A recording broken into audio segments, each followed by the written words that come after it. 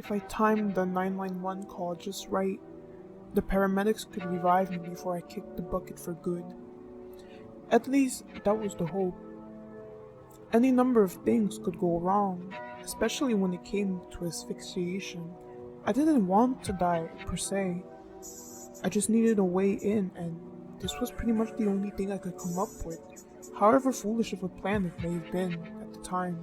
I better be careful about this. I mean, Charlotte would never forgive me if I died this way. So, get yourself in there and just stick to the plan. Before I could talk myself out of it, I dialed the number, and pretty much gave the operator my address. I told her what I was about to do. After ending the call, I inhaled a deep, preparatory breath and I placed the bag over my head, secured it tightly around my neck, and then it released the valve on the helium tank. Maybe it wasn't the best way to really go about taking my own life, but it sure as hell beat slicing up my own arms and praying that the ambulance would arrive before I bled out on the carpet. As a bonus, it would be completely painless. Kinda like falling asleep if my research was to be believed. As the gas filled the plastic bubble around my head, my vision began wavering. Darkness crept around my eyes and soon filled my entire field of view. Within moments, I lost consciousness. The last thing I remember was the faint sensation of my body going limp and my head falling against the back of my armchair. This was it. I only hoped it wouldn't be the end of me. For what seemed like an eternity, there was nothing but blackness. Just an endless void that lacked any and all light. At least that's how I perceived it. It's possible that I was seeing the back of my eyelids from a gurney on its way through the emergency room. But I just knew I was conscious, at least in some fashion, but with no access to my physical body per se. An orb of awareness floating through a sea of pretty much nothing. Panic overtook me as I drifted. What if there is no afterlife, and what if I had just died and this was pretty much all there was to it? Am I doomed to remain this way forever? These worries were soon put to rest by a dim, white visible light in the distance. As it grew larger in size, the moments passed, indicating that it was either getting closer, or that I was perhaps getting closer to it.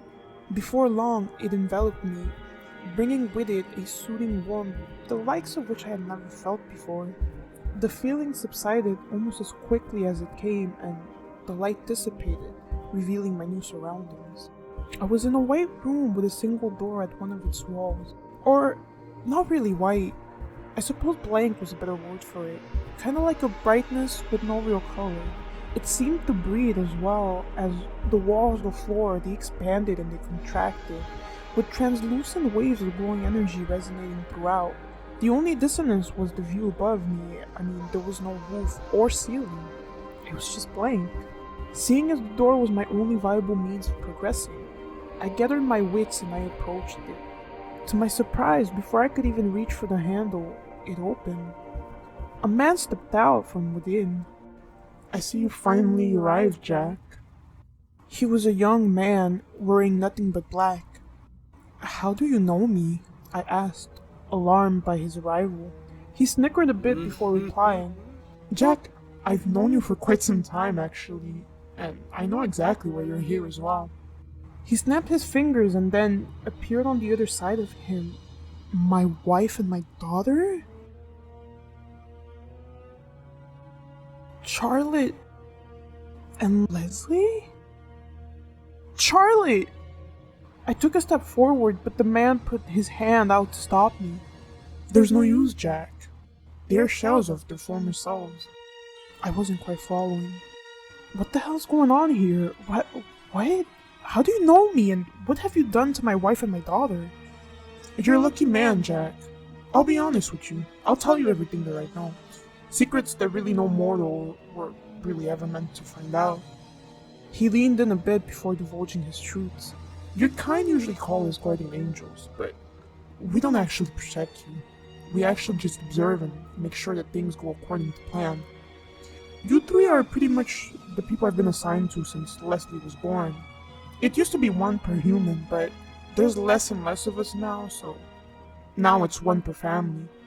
Confusion washed over me as I mouthed open and no words came out in response, but I actually didn't know what to say.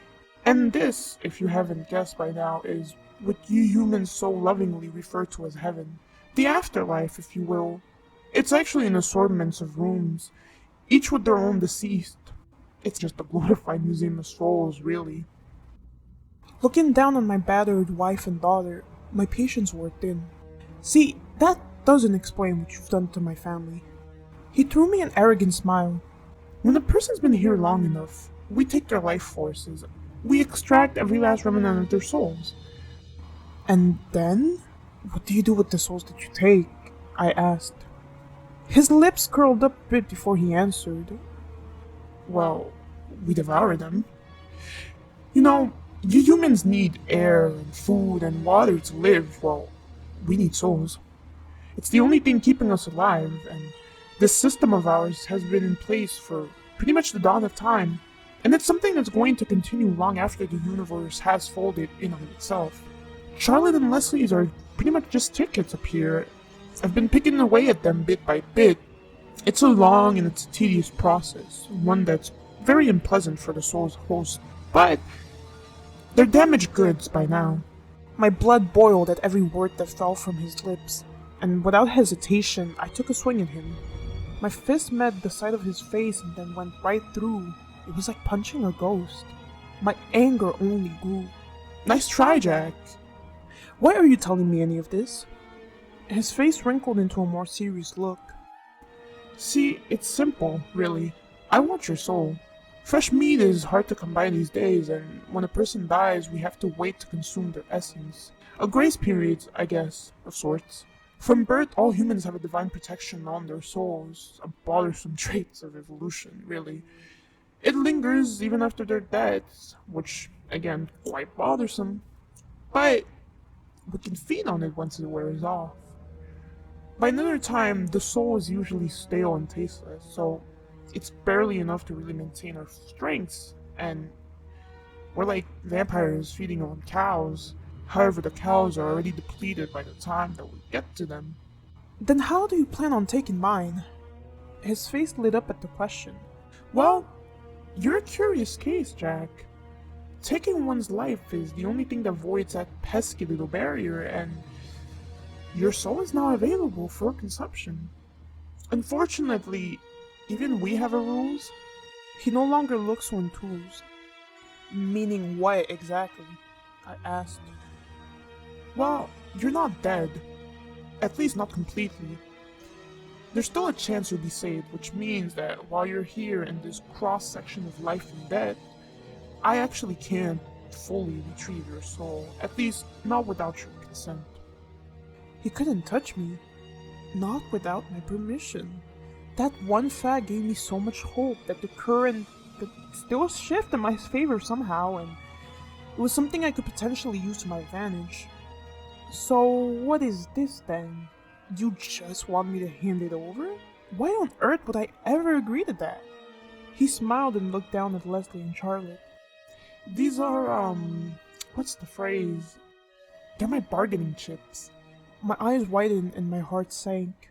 I was undoubtedly fearful for their safety in all of this. Whatever he was up to, he certainly had my attention now. I know all about your haphazard rescue mission, but it was doomed from the start, Jack. Even if you could somehow manage to escape them, they have no bodies to return to. They were cremated after the accident, don't you remember? Hell, if I didn't show up when you arrived, you would have never even found them in this godforsaken maze. It's larger than the universe itself. He was right. It was my desire all along to bring them back to me, but I didn't have much of a plan after getting in. The idea was to find whoever was in charge and to beg them for their help, but I thought at the very least I would be able to communicate with them and make sure that they were okay. Maybe even ask for their forgiveness. So, what are you saying? You can give them their bodies back, make them alive again? Oh, that's not possible. I mean, look at them, Jack. They're well past dead. Not even I have the power to rectify what has already been done. I took a closer look. Charlotte adorned a pair of empty eyes, and she was in this zombie-like state. Even Leslie here had always been so full of vibrancy and full of life when she was alive. Well, she wasn't. She was still now. As still as she was on that slab in the morgue after the accident happened. I looked away, tears now rolling down my cheeks. I just wanted to bring them back. My wife and my sweet little girl. It had always been my job to protect them. And I failed. I'm the one who did this. I was the one who was behind the wheel. It should have been me instead. It should have been me. The man interjected. I can offer you a ceasefire of sorts. If you agree to let me absorb your soul, your family here will get, let's say, a break. For about 100 or so years before their final extraction. No. It was probably a good deal, but I couldn't bear the thought of my family being hurt in absolutely any way, even if it was for just another century. Okay, so how about 1,000? That wasn't good enough. I mean, he needed something I had. So as long as that was true, I could haggle for something better, like my family's freedom. I want them alive again. If you can do that, then we might actually have a deal. He scoffed at my counter-offer. Even if, let's say, let's pretend, the souls were in perfect condition, the body's unscathed, and resurrection, well, it's not an option. It's far outside of the range of my capabilities. I glared at him in disbelief. How do I know you're telling the truth? You don't have to believe me, but I'm not lying. 1,000 years is literally the best I can do, so you have to take it or leave it. Maybe he was being honest. Even so, I didn't like the offer, and if I accepted, I would be knowingly throwing my wife and my daughter's souls to the beasts. They would be chewed up and swallowed like table scraps, and I couldn't let that happen. So, no. The man let out a sigh of disappointment. He waltzed over and put a condescending hand on my shoulder. Oh, come on, Jack. Can't you just put your family first just for once? My hands were now clenched, and the tips of my nails almost breaking my skin. He was toying with me and knew just what buttons to push to get at me. How dare you? How dare you stand there and judge me when you're the one tormenting innocent people? You're leveraging two lives to bargain for a better meal. It's about survival, Jack. A fresh soul like yours could keep me alive for thousands of years. I can't afford to be empathetic when my very existence is on the line here. I turned away, completely disgusted, but half considering his offer. It was, after all, the only one that was currently on the table. Even if they were going to have their souls desecrated, I could at least spare some time and delay the inevitable. You know what, Jack? I'm going to make you one final offer. Your family gets 1,000 years, and in addition, you'll get a severance package. While your soul is being ripped from your vessel, I will put you in a trance. You won't feel any pain. You'll pretty much be locked away in your own memories, free to relive the best moments of your life again and again, and until your time is up. I stood silent for a moment, thinking it over. I like you, Jack. No, really, I do. This could be beneficial for the both of us here. Let me just show you. The man placed a hand on my forehead, and in an instant the room just faded away, and I was transported back in time to my car, driving down the road of our old neighborhood. Charlotte and Leslie were in the back seat, looking out the window. It was like a memory from last summer. Just then, the man from heaven appeared in the passenger. Oh, this is one of my favorites. You were so happy back then. What the hell are you doing here? Oh, don't worry. They can't see me. I'm in total control. Please, Jack, just humor me. Listen, look at them. I stole a glimpse of Charlotte and Leslie through the rearview mirror. They were smiling happily, looking out at all the houses. It wasn't really my wife and daughter. It was sadly just a memory, but it felt really good to see them like this. It was peaceful. I can make it feel like this for years in here, Jack. Just say the words. Really, it's yours. It was a tempting offer. Actually, more than tempting. It took every fiber in me not to accept it right then and there. But the only thing I wanted more than to live in this fantasy world, it was to live in the real thing. I just wanted my family to be safe. Why can't you just let them go? I'll give you my soul, I just want them to be safe. I already told you, Jack, it's not within my power. Their souls have already been thoroughly shredded. And whose fault is that? I yelled. Actually, I'd say it's your fault, Jack. You were the one that swerved off the road with your family and killed them. I mean, I was just feeding on their souls to survive. Survival isn't just a human instinct. You know that, right, Jack? We sat there quiet for the rest of the ride, both seething with anger. These precious moments are all you have left now. You should take them while you can. So, what will it be, Jack? I mean, the clock is ticking. It was probably the best offer I would get, but the image of Charlotte and Leslie, just lifeless and broken, it just stayed with me. If there was ever a moment to fight for my family, well, this was pretty much it. Save my wife and my daughter, and I'm all yours. The man's face turned sour. You know what? I've just about had it with you. Do you know how many people in the world would kill for an offer like this? You killed yourself for your family, and you can't even lift a finger to help them in their time of need? I am helping them. It's so simple. You need my soul, and I just need their safety. Not for a finite period of time, and not in here. Down there on Earth. Far away from all these things like you. So figure out how to make it happen, or we have no deal. His lips contorted into a mad grin. You know what? I have a better idea. He placed his hand on my forehead once more and transported us into another memory. This one was really all too familiar. No, it can't be. Charlotte was in the passenger seat, and through the rearview mirror I saw the man sitting in the back next to Leslie. Yes, it is, Jack. It sure as hell can be. This is the night you killed your family. I immediately attempted to stop the car, but my body's movements were out of my control. Eventually I swerved and we crashed into that damn tree. That cold pillar of wood whose image would forever be etched into my mind just plagued my every nightmare, and the sound of my daughter's scream echoed all around before giving way to the shattering of the glass and the loud crunch of the deforming metal. The abrupt silence that followed was sickening. Just as I had on the day in question, I craned my neck back and saw Leslie covered in blood, and Charlotte, well, she was in even worse state.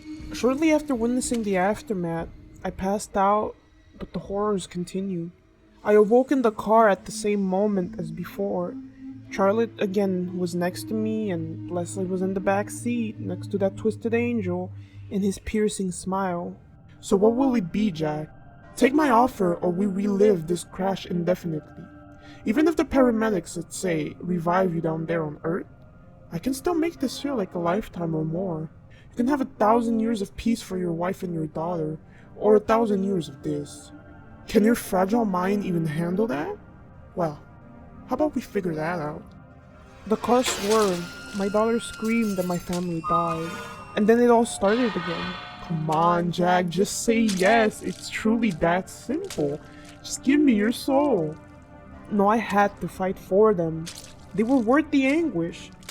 Save them, and you can have my soul. Alrighty then, have it your way. Swerve, scream, tree, death. It kept happening, just an endless loop of torture. I must have experienced it over 50 or so times without pause. I wasn't sure I could hold on much longer. I do have to hand it to you, Jack. You do have a formidable will on your side. But still, it's going to be crushed beneath the weight. It's really just a matter of time. It must have been the 100th or so crash. It took me too long to really notice.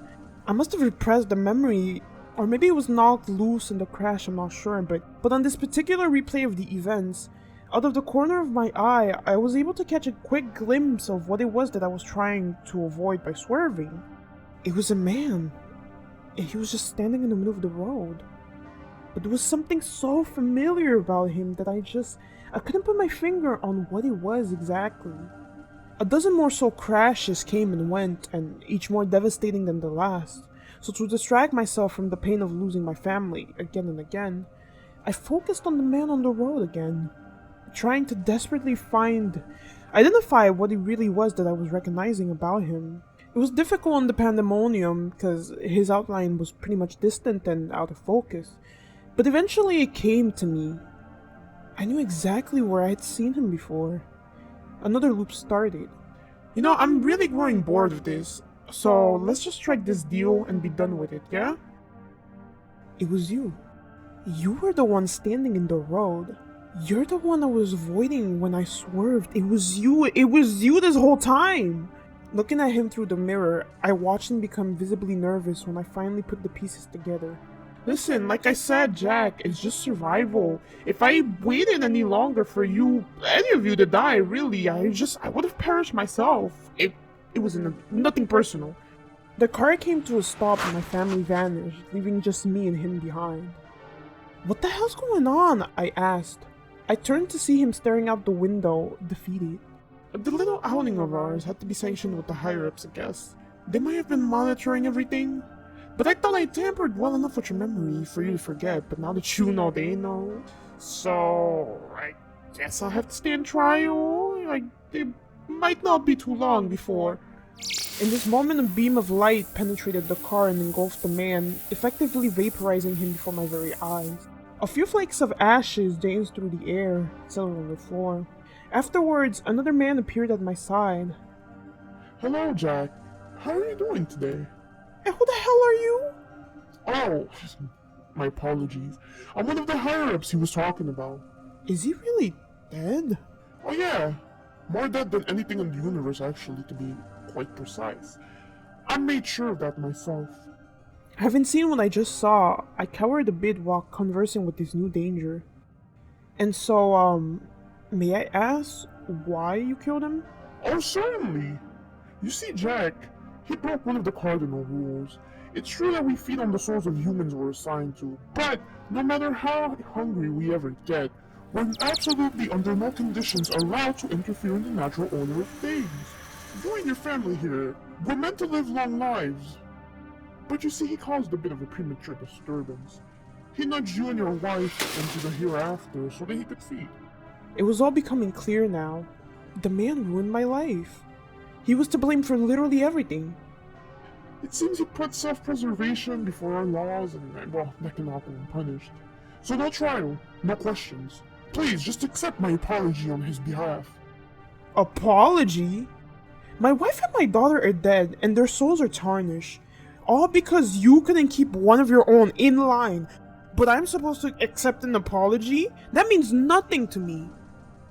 His friendly demeanor turned cold as I said this. You know, people who usually speak to someone like me in that sort of tone, they usually end up like him. I returned to a cowering position, realizing I may have just crossed a powerful celestial being. He sighed and then smiled. Oh, it's alright, Jack. Listen, I'll set things right. My sight was overtaken by a familiar darkness. A vast void where I could do nothing but drift, and then, well, I saw it. It was faint at first, but its glow became more visible as time went on.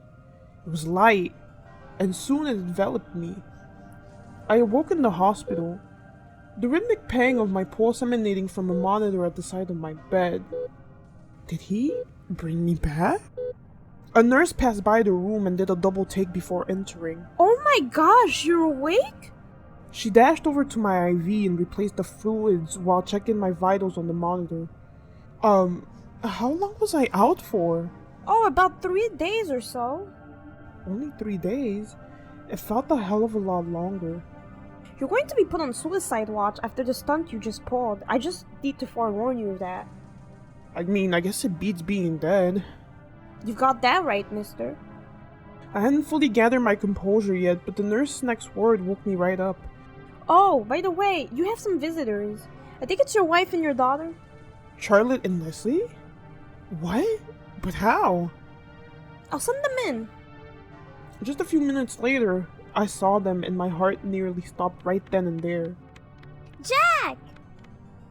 Charlotte walked into the room and Leslie followed right behind her. I don't have words for how I felt. They were back. My family they were in my arms again. Is this actually happening? How are you guys here? Oh, it was the man, Jack. He came and he patched us up, and then he sent us back. It's like we never really left. She was crying, happy tears this time, not sad ones. It's a miracle, Jack. I took them in my arms and cried too. An enormous smile stretched across my face. This was now the happiest day of my life. I finally had my girls back, and I would never let anyone ever do anything to them again. Whenever that day comes and we have to move on to the next world, I'll be prepared. Mark my words, somehow I'll find a way to protect their souls from harm.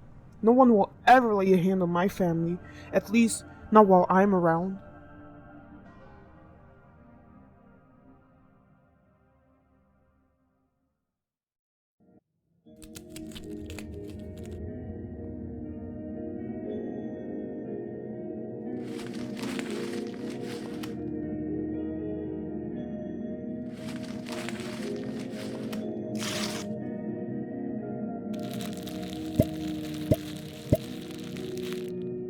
But until then, I'll see you guys in the next one. So this was my video for today. If you guys liked it, make sure you like and subscribe. Leave me a comment as well as telling me what you would like to see in the future, or talk about the video, both if you want.